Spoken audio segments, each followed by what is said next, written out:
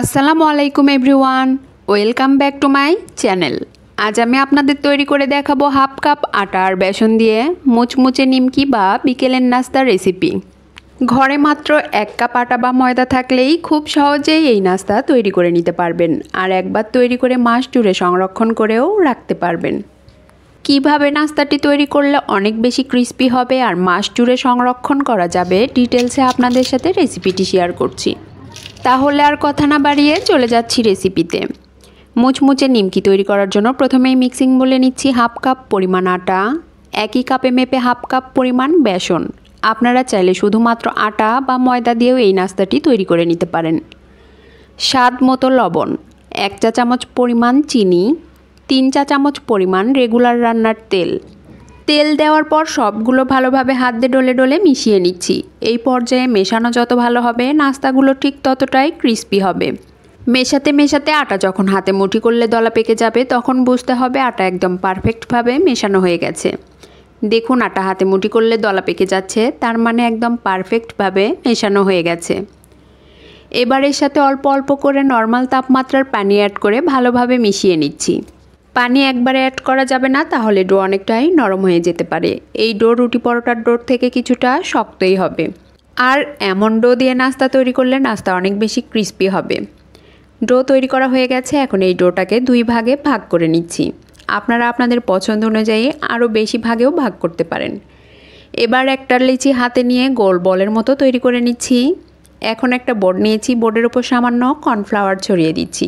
আপনারা চাইলে কর্নফ্লাওয়ারের পরিবর্তে আটা বা ময়দাও ব্যবহার করতে পারেন।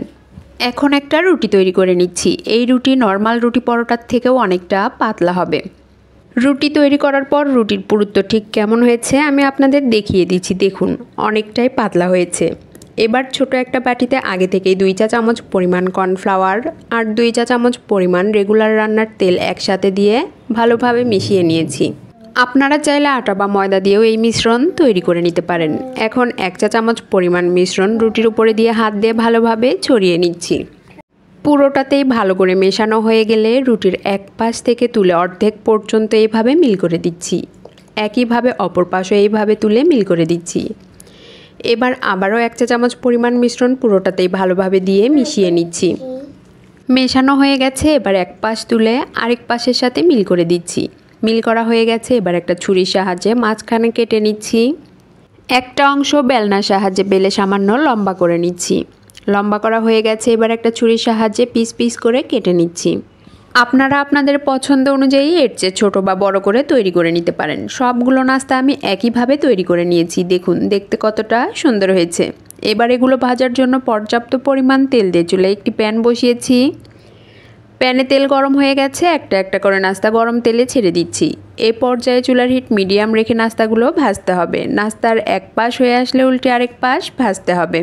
2 পাশেই হালকা হয়ে আসলে চুলার হিট কমিয়ে মিডিয়াম টু লোতে রেখে ধীরে ধীরে সময় নিয়ে ভাজতে হবে। এতে করে নাস্তাগুলো অনেক বেশি ক্রিস্পি হবে আর অনেক দিন পর্যন্ত সংরক্ষণ করেও রাখা যাবে।